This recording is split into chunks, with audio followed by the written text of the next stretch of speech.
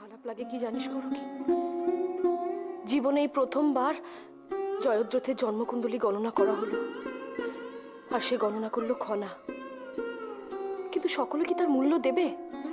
বরং সকলে প্রশ্ন তুলবে নারী হয়ে ও কেন এই গণনা করলো। হ্যাঁ, প্রশ্ন তুলবে, কারণ এটাই আমাদের সমাজের নিয়ম। ঐশিকা, খনা এত কষ্ট করে জয়দ্রথের জন্মকুণ্ডলী গণনা করলো, অথচ অথচ কোনো কৃতিত্ব পাবে না। সবকিছু আমাদের আমাদের জেনে বুঝে মুখ মুখ বন্ধ করে সহ্য করতে হবে। কিন্তু কতদিন কৌরুকি, কতদিন আমার মেয়েটাকে এভাবে দুঃখ কষ্ট যন্ত্রণা সহ্য করতে হবে তুই বলতে পারিস? তাও তো আচার্য দেবের জন্যই খনাকে এই মুহূর্তে বিয়েটা করতে হয়নি, না হলে তো এটুকু বন্ধ হয়ে যেত। এই যে খনা আজকে গোপনে এভাবে শিক্ষা গ্রহণ করছে, সে সবই তো না হলে একেবারে না। কৌরুকি, এই আমি কিছুতেই হতে দেব না। আমার মেয়েটাকে নিয়ে আমার অনেক স্বপ্ন আছে কৌরুকি। সমাজের এই নিষ্ঠুর নিয়মের মধ্যে আমি ওকে কিছুতেই হারিয়ে যেতে দেব না। আমার মেয়েটার পাশে আমি সব সময় থাকবো। আমি ওকে হারতে দেব না কৌরুকি, কিছুতেই হারতে দেব না।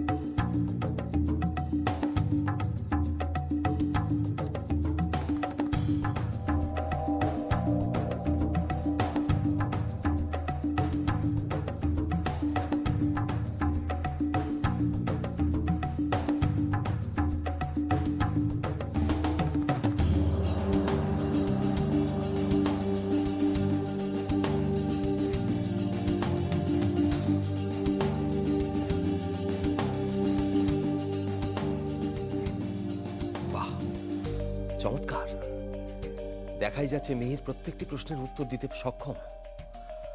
মিহির অত্যন্ত বুদ্ধিমান ছেলে। তাই আমরা আমাদের মূল প্রসঙ্গে ফিরে যেতে পারি। প্রথমে আমি আপনাদের সকলকে বলে দিই যে আমি আমার বাবার অনুমতি নিয়ে এই সভাতে কথা বলছি, কারণ আমি জানি এই সভাতে বালকদের বক্তব্য রাখার অনুমতি নেই। আমি সর্বদাই চাই তোমাদের মতো প্রতিভাবানেরা এগিয়ে আসুক এবং সিংহলের মঙ্গল সাধন করুক। তাই তুমি তোমার বক্তব্য নির্দ্বিধায় বলো।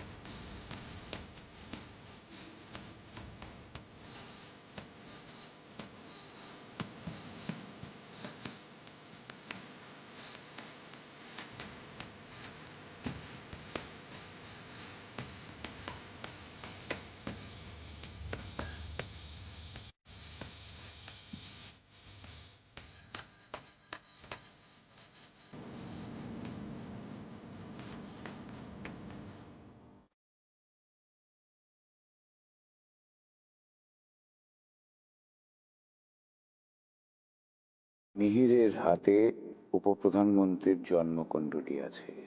তাছাড়া ও সবটাই সঠিকভাবে ব্যাখ্যা করতে পেরেছে।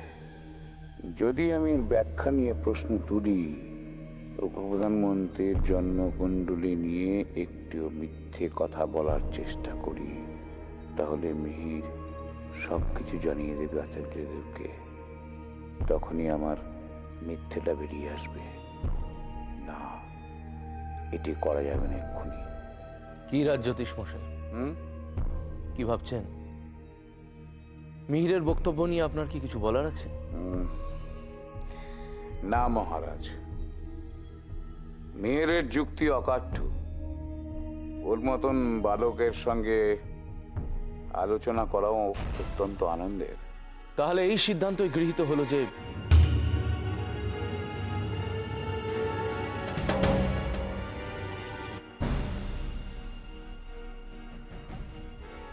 জয়দ্রথী হবে আমাদের পরবর্তী প্রধানমন্ত্রী। ওর বুদ্ধি, বিদ্যা, ওর যুক্তি, এসব কিছু আমরা দেখেছি। তার সঙ্গে ওর জনম কুণ্ডলীও বিচার করে দেখা হয়েছে। দেখা গেছে ওই হলো সিংহলের আগামী প্রধানমন্ত্রীর জন্য সবচেয়ে শুভ ব্যক্তি।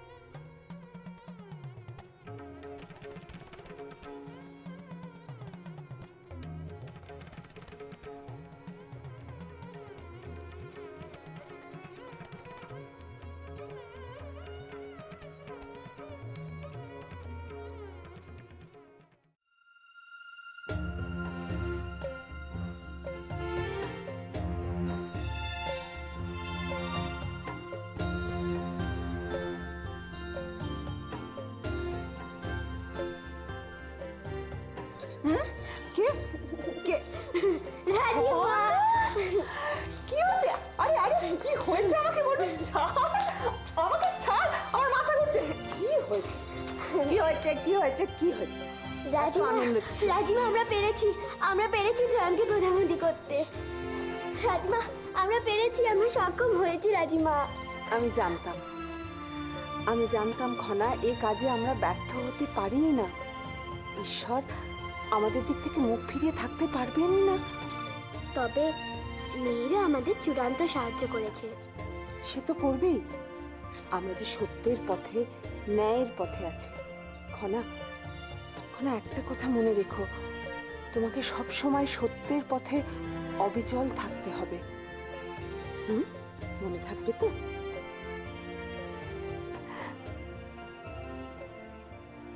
জয়দ্রথ, কি হয়েছে তোমার? সকলে এত আনন্দ করছে, তুমি এরকম নির্লিপ্ত আছো কেন?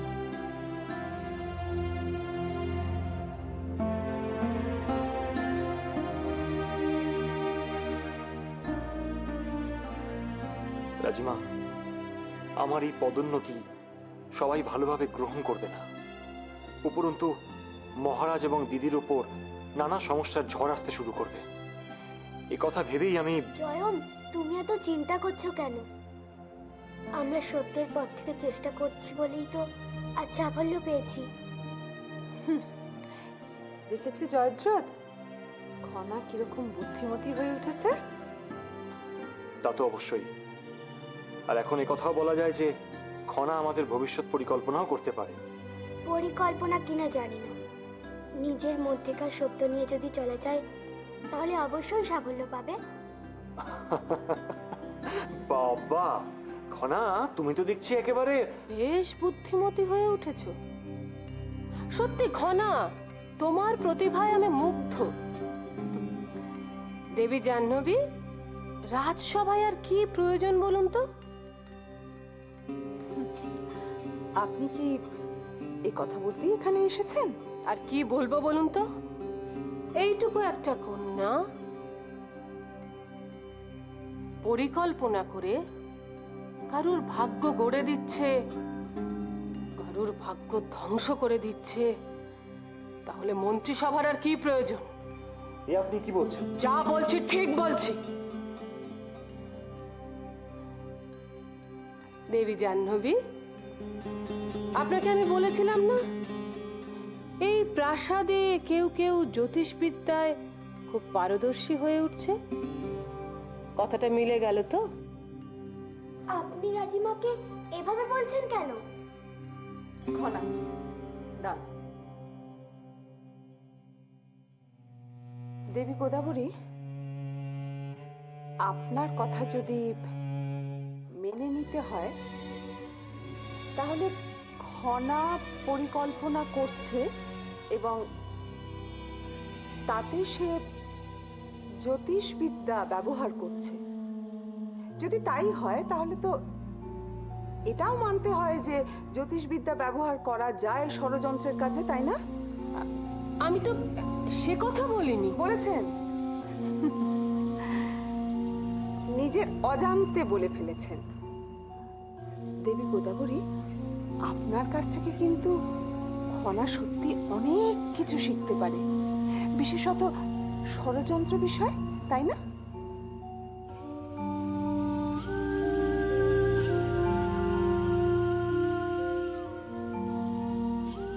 দেখলেন তো রাজিমা, আমি আমি এই ভয়টাই পাচ্ছিলাম।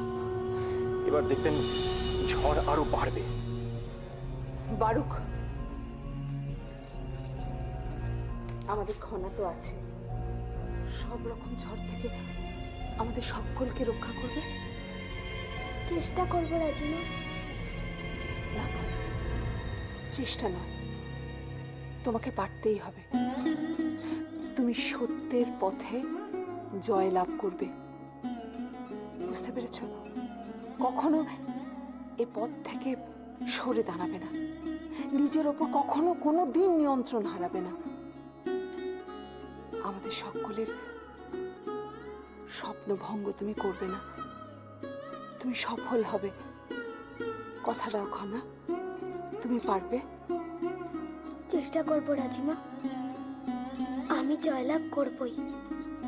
মহারাজ আজ যে সিদ্ধান্ত নিয়েছেন তাতে শুধু সিংহলের রানী হিসেবে নয়, সিংহলবাসী হিসেবেও শ্রদ্ধায় আমার মাথা নত হয়ে গেছে কৌরকি। সত্যি সিংহলের জন্য মহারাজের এই সিদ্ধান্ত আজ অত্যন্ত প্রয়োজন ছিল। তবে হ্যাঁ, মিহির যদি আজ না থাকতো তাহলে বোধহয় এই সিদ্ধান্তটা এভাবে কার্যকরী করা সম্ভব হতো না ঐশিকা। হ্যাঁ, মিহির আজ যা করেছে তাতে আমরা সকলেই মুগ্ধ। অসাধারণ, অসাধারণ সত্যি ঐশিকা। উপতিশ্বর এই আসল রূপটা প্রকাশ পাওয়ার একান্তই প্রয়োজনীয়তা ছিল।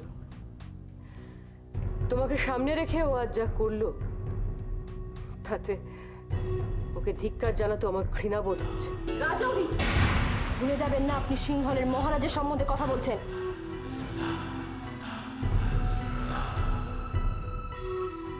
আমি কার সম্পর্কে কিভাবে কথা বলবো সেটা আশা করি তোমার থেকে আমার শিখতে হবে।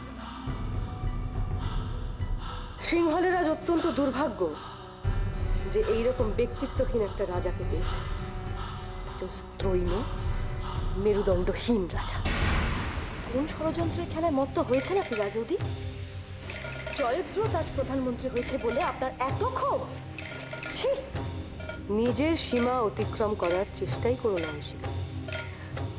গুরুজনদের সঙ্গে কিভাবে কথা বলতে হয় সেই বোধটাও বুঝি বিসর্জন দিয়েছো? না দিইনি, কারণ সে শিক্ষা আমি ছোট থেকে কোনো দিন পাইনি। কিন্তু আপনি কি করছেন? নিজের জনের বিরুদ্ধে ষড়যন্ত্র করছেন আপনি। ঐশিকা, দয়া করে রাজবংশীয় হবার মর্যাদাটা নিজেদের মধ্যে দ্বন্দ্ব করে নষ্ট করবেন না রাজৌদি। জয়দ্রথ আজ প্রধানমন্ত্রী হয়েছে সকলের সমবেত সিদ্ধান্তে, আর সেই সিদ্ধান্তকে সম্মান করা মহারাজের কর্তব্য। আর সেই কারণেই উনি জয়দ্রথকে প্রধানমন্ত্রী হিসেবে ঘোষিত করেছেন। এখনো সময় আছে রাজৌদি, এই অপরাধের পথকে আপনি ত্যাগ করুন।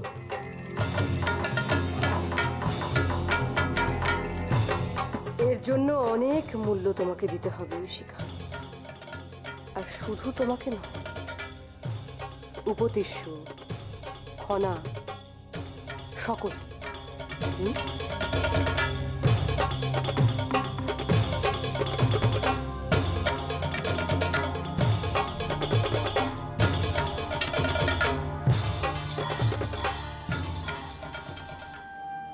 ঐশিকা,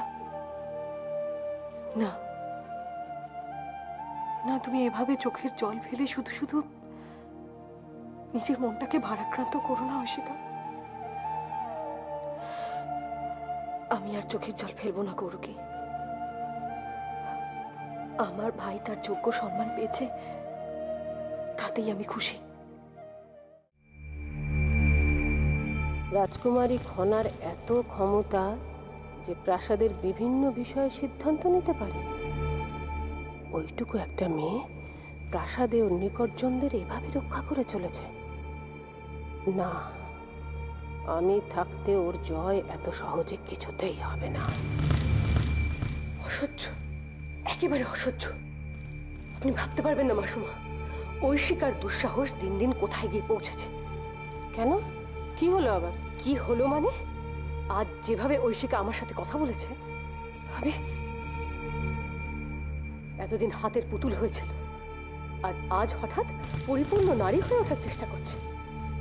এর জন্য আমি ওকে কিছুতেই ছেড়ে দেবো না মাসুমা। ত্রিজটা, ঐশিকা হয়তো এতদিনে উপলব্ধি করতে পারছে যে এই প্রাসাদের ও রানী, তাই সবার উপর কর্তৃত্ব ফলাতে চাইছে। তাই বলে আমার ওপর কর্তৃত্ব ফলাবার চেষ্টা করবে? আমি খুব ভালো করে জানি মাসুমা, কার প্রশ্রয়ে ঐশিকার এতখানি আসপর্দা হয়েছে। কার প্রশ্রয়? অবশ্যই রাজিমার।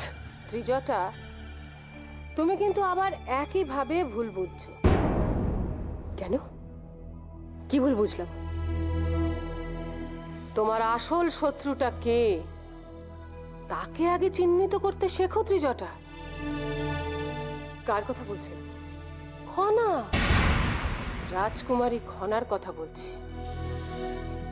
হয়তো আপনি ঠিক মাসুমা, কারণ ঐশিকাকে দেখে আজকাল মনে হয় ও কোনো রাজকন্যা নয়, যেন এক রাজপুত্রের জন্ম দিয়েছে। ওর এই ধৃষ্টতা তুমি মেনে নেবে ত্রিজটা? একেবারেই না। ঐশিকা জানে না এর জন্য ওকে কি মূল্য দিতে হবে।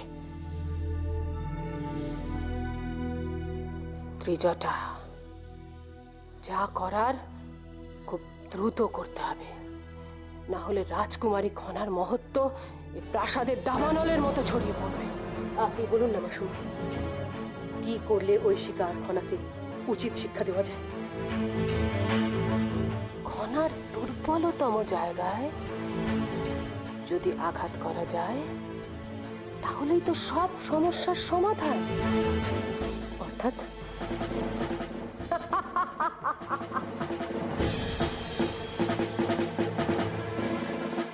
তুমি জানো না ত্রিজটা, খনার দুর্বলতম জায়গা কোনটা?